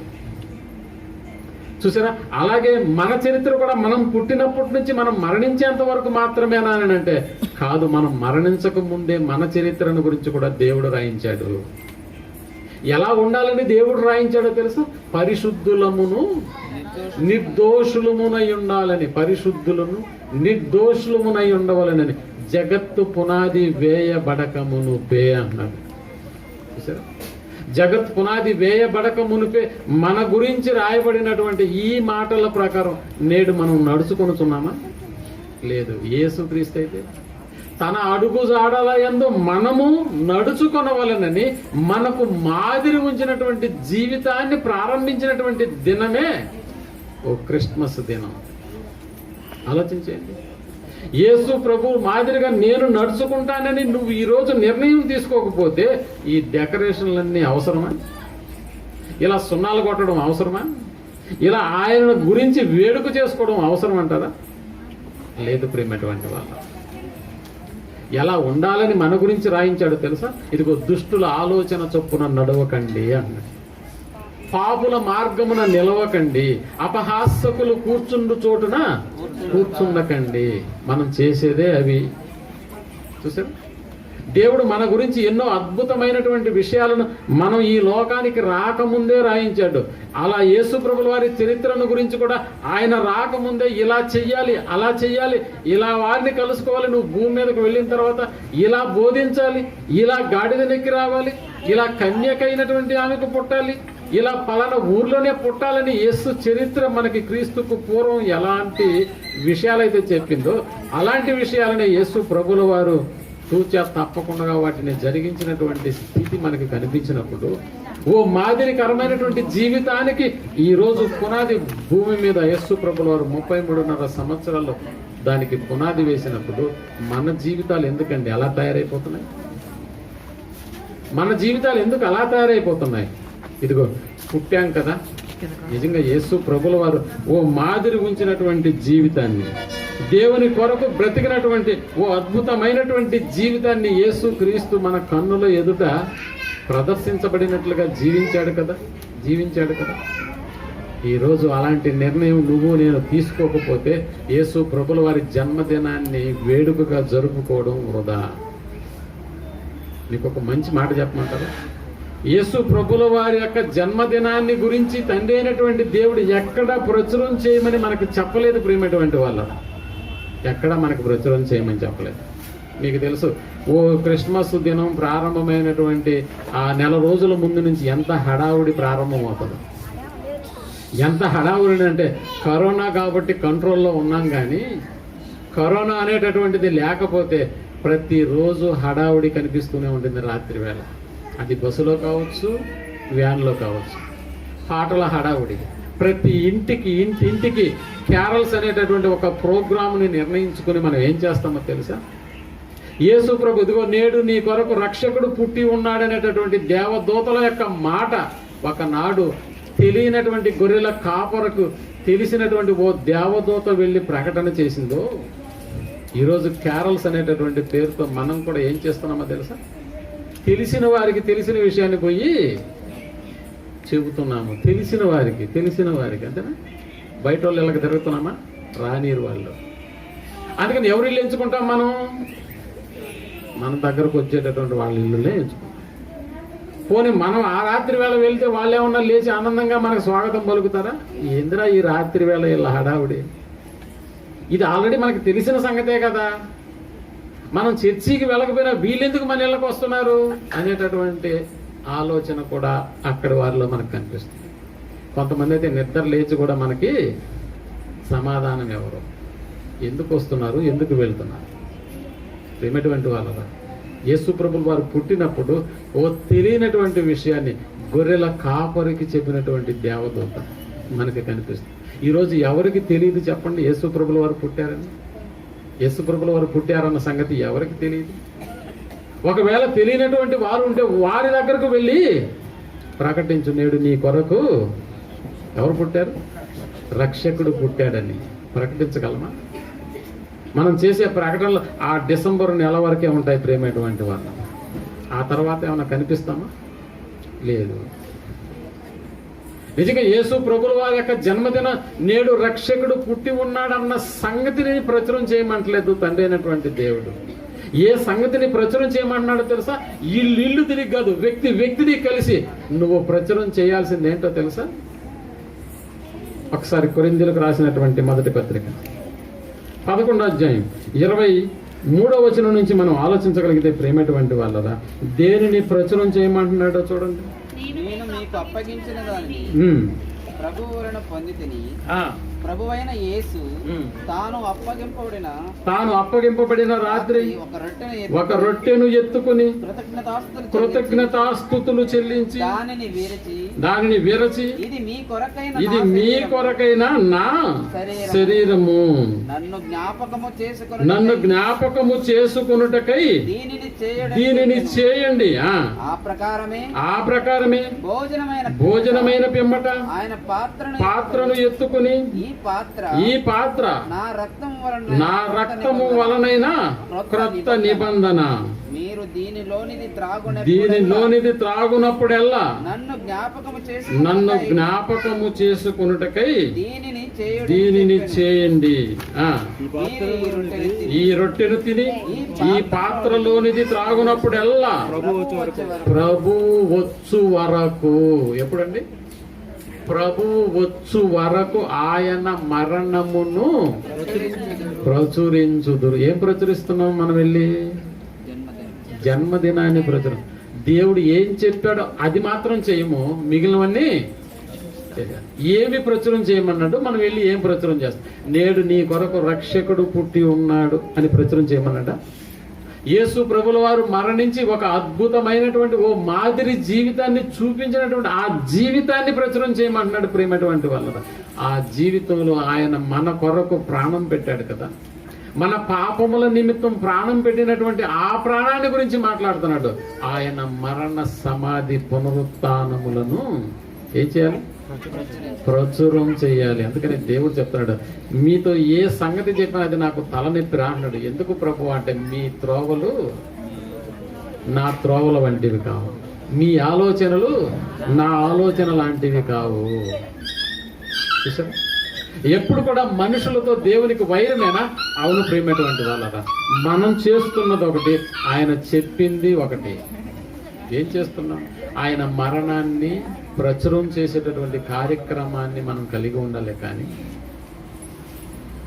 ఇంకా మనం చెప్పాలంటే యేసు ప్రభుల వారి జీవితంలో మరి 2 భాగాలుగా జీవితాన్ని విభజన చేస్తే, ఇదిగో ఓ మొదటి రాకడ మనకి కనిపిస్తుంది. దాన్నే మనం నేడు క్రిస్మస్ అనేటటువంటి పేరుతో పండగ చేసుకుంటున్నాం కదా. మరి 2వ భాగాన్ని మనం ఆలోచించగలిగితే, ఇదిగో 2వ భాగంలో మనకి కనిపించేటటువంటి స్థితి 2వ రాకడ. ఓ జన్మదినాన్ని ప్రచురం చేయకుండా మరణ దినాన్ని ప్రచురం చేయమని దేవుడు ఎలా చెప్పాడో, మొదటి దినాన్ని గురించి మనం, మొదటి రాకడను గురించి ఆలోచిస్తున్నటువంటి మనం, మొదటి రాకడ ఇదిగో ఓ తారీఖున వస్తుందని మనం ముందుగానే ఏం చేస్తున్నామో తెలుసు? ఓ డిసెంబర్ 25 వస్తుంది అనగానే ఎన్నిటి విషయాలలో మనం సిద్ధపాటు కలిగి ఉంటామో తెలుసా? ఇదిగో గోడలకు మనం ఏం చేస్తున్నాం? రంగులు వేస్తున్నాం. ఈ మధ్య ఒక ఇంటికి వెళ్ళాం. ఏంటి అక్కడ గోడలు ఇలా ఉన్నాయి అని అంటే, క్రిస్మస్ వస్తుంది కదా, ఇంకా గోడలు ఎందుకు ఇలా ఉన్నాయని అంటే, చేయాలా అంటా ఉన్నారు. 2వ రోజు పోతే గోడలన్నీ శుభ్రంగా కడిగి పెట్టి పెయింట్ వేసేటటువంటి పనిలో ఉన్నారు. అంటే ఓ పండగ రాబోతుంది. ఇల్లు ఎలా ఉండాలి? ఓ పండగ రాబోతుంది, బట్టలు కొనుక్కోవాలా? ఓ పండగ రాబోతుంది, అతిథులను పిలవాలా? ఓ పండగ రాబోతుంది, ఇంటిని అందంగా తీర్చాలి అంటే ఓ సిద్ధపాటు కార్యక్రమం మనకి కనిపిస్తుందా? ఓ పండగ వాతావరణంలో ఇదిగో ఆ పండుగను ఎలా చేయాలనేటటువంటి సిద్ధపాటు కనిపిస్తుంది ప్రియమైనటువంటి వాళ్ళు. ఇది మొదటి రాకడకు సంబంధించిన సిద్ధపాటు. అసలు నిజంగా దేవుడు ఏ రాకడకు సిద్ధపాటు కలిగి ఉండాలంటాడో తెలుసా? నా మొదటి రాకడ గురించి సిద్ధపడవలసింది మీరు కాదు నాయన, మీరు కాదు, మెస్సియా వస్తాడు అని ఆయన కొరకు ఎదురు చూడమనింది ఒకప్పుడు ఇశ్రాయేలీయులను మాత్రమే. అందుకని యేసు ఎక్కడ పుట్టునని వారు ప్రశ్నించినప్పుడు వాళ్ళు సిద్ధపాటు కలిగి అడ్రస్తో సహా దేవుడు రాయించినప్పుడు, ఓ కన్యకకు బెత్లెహేములో పుడతాడని లేఖనాలకు సంబంధించినటువంటి ఆధారాలను దేవుడు వారి ముందుంచిన వారు ఆయన కొరకు ఎదురు చూసారా అంటే లేదు, ఎదురు చూడలేదు. మరి ప్రియమైనటువంటి వాళ్ళరా, ఆయన వచ్చి 2000 సంవత్సరాలకు పూర్వం అయిపోయింది కదా. ఇప్పుడు కూడా ఆయన రాకడ కొరకు మనం సిద్ధపడుతున్నామని అంటే, ఇప్పుడు కూడా ఆయన జన్మదినం కొరకు మనం సిద్ధపడుతున్నామని అంటే, మరి 2వ రాకడ పరిస్థితి ఏంటి? 2వ రాకడ మొదటి రాకడలాగా ఉంటుందా? మొదటి రాకడలాగా. యేసు ప్రభుల వారి యొక్క 2వ రాకడ మొదటి రాకడంత సాఫ్ట్ కాదు ప్రియమైనటువంటి వాళ్ళరా. మొదటి రాకడలో మనుషులను రక్షించడానికి వస్తున్నాడు, వచ్చాడు. మొదటి రాకడలో యేసు ప్రభుల మనుషులను క్షమించడానికి వస్తున్నాడు. మరి అదైతే 2వ రాకడలో అదే మనుషులను శిక్షించడానికి వస్తున్నాడు. శిక్షకు లోనైపోయేటటువంటి యేసు రాకడ మన ముందుంది ప్రియమైనటువంటి వాళ్ళ. ఇప్పుడు ఆలోచించండి, సిద్ధపడాల్సింది డిసెంబర్ 25కా, యేసు ప్రభుల వారి యొక్క 2వ రాకడకా? ఏ రాకడకు మనుషులు సిద్ధపడి ఉండాలి? ఆయనను ఎదుర్కోవడానికి సిద్ధపడేటటువంటి బ్రతుకులు మనం కలిగి ఉండాలి ప్రియమైనటువంటి వాళ్ళ. పెళ్లి కుమారుడు వస్తున్నాడు అన్న మాట వినగానే బుద్ధి కలిగిన కన్యకలు, బుద్ధి లేని కన్యకల యొక్క పని ఏర్పాటు మనకు తెలుసు కదా. ఎవరు సిద్ధపడి ఉన్నారో వారు ఆయనతో కూడా వెళ్ళిపోయారు. ఎవరు ముందుగా సిద్ధపడలేదో వారిని విడిచిపెట్టాడు. అందుకనే మొదటి రాకడంత సులువైనది కాదు 2వ రాకడ ప్రేమైనటువంటి వాళ్ళు. 2వ రాకడలో, మొదటి రాకడలో ప్రేమను చూపించినటువంటి యేసు ప్రభుల వారు 2వ రాకడలో శిక్షను ఖరారు చేయడానికి వస్తున్నాడు. ఏ రాకడకు సిద్ధపడాలో కూడా నీకు అర్థమైతే సిద్ధపాటు కలిగినటువంటి జీవితాన్ని ఇదిగో ఓ డిసెంబర్ నెలలో కలిగి ఉంటావా, లేక యేసు ప్రభుల వారి యొక్క 2వ రాకడలో సిద్ధపడతావు? ఈ యొక్క మొదటి రాకడకు ఆనందిస్తున్నాం, ఇబ్బంది ఏం లేదు. మీరు ఆలోచన చేయండి ప్రేమటువంటి వాళ్ళరా, ఈ ఆనందం ఎక్కువ రోజులు ఉండదు మనకి. ఓ డిసెంబర్ నెల వచ్చినప్పుడు మనస్సుకు ఆహ్లాదంగా ఉంటుంది. ఓ డిసెంబర్ నెల వెళ్ళిపోగానే మరలా యథాప్రకారం. అందుకనే మన జీవితాల్లో యేసు ప్రభుల వారి యొక్క జన్మదినాన్ని కూర్చున్నటువంటి ఆనందం అవసరమే. ఎంతగా అవసరం అని అంటే, ఓ మాదిరికరమైనటువంటి జీవితాన్ని ప్రపంచానికి పరిచయం చేసినటువంటి యేసు ప్రభుల వారు భూమి మీద ఆ జీవితానికి పునాది వేసినటువంటి దినం. అందుకనే తన అడుగు జాడల యందు మనము నడుచుకొనవలెనని ఓ మాదిరికరమైనటువంటి జీవితాన్ని ప్రసాదించినటువంటి యేసు ప్రభుల వారు ఒకనాడు ప్రేమ చూపించినటువంటి ఆయనే, ఒకనాడు కరుణ చూపించినటువంటి ఆయన రాకడే భూమి మీద ఎంత సాఫ్ట్గా జరిగితే రెండవ రాకడ దానికి భిన్నంగా ఉంటుంది. ప్రేమటువంటి వాళ్ళు మొదటి రాకడను గురించి ఆనందపడ్డ నువ్వు రెండవ రాకడకు సిద్ధపడుతున్నావా? అది ఎప్పుడు వస్తుందిలే అని ఒకవేళ నువ్వు అనుకుంటే అది రాకముందే మనం కూడా వెళ్ళిపోయే ప్రమాదం ఉంది కదా. మీరు ఆలోచించండి, కరోనాలో ఎంతమంది చనిపోలేదు? యేసుక్రీస్తు రాకడ కంటే ముందుగా మన పోకడే జరిగితే మన పరిస్థితి ఏంటి?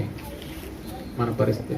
అందుకనే మొదటి రాకడను బట్టి ఆనందిస్తున్నటువంటి మన అందరి జీవితాలు ఆనందమయం కావాలి అని అంటే రెండవ రాకడకు లేక మన పోకడకు కూడా మన జీవితం సిద్ధపాటు కలిగి యేసుని ఎదుర్కొనేటటువంటి సత్తా కలిగినటువంటి జీవితాన్ని జీవించి ఈ లోకాన్ని మనం ముగించాలన్నదే ఈరోజు క్రిస్మస్ పండుగ యొక్క ముఖ్య ఉద్దేశం. ప్రేమటువంటి వాళ్ళ ఆలోచించండి, మొదటి రాకడ మనకందరికీ ఆనందమే, మనకందరికి మాత్రమే కాదు, ఓ ప్రపంచానికి ఇది శుభదినమే కాదంటలేదు.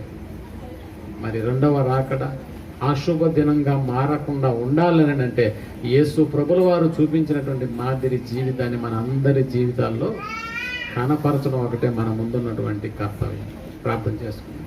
దయగలిగిన మా కన్న తండ్రి, అద్భుతమైన మీ జ్ఞాన సంపదలో మీరు రాయించినటువంటి మాటలు, ఓనాడు యేసు ప్రభుల వారి జీవితాన్ని భూమి మీదకు ఆయన శరీరాన్ని అమర్చి పంపబడినటువంటి జీవిత కాలంలో 33.5 జీవిత సంవత్సరాల జీవితంలో మిమ్మల్ని గూర్చినటువంటి మాటలు, ఎన్నో రహస్యాలను, గూఢమైనటువంటి సంగతులను మానవాళికి తెలిపినటువంటి ఆయన జీవితం.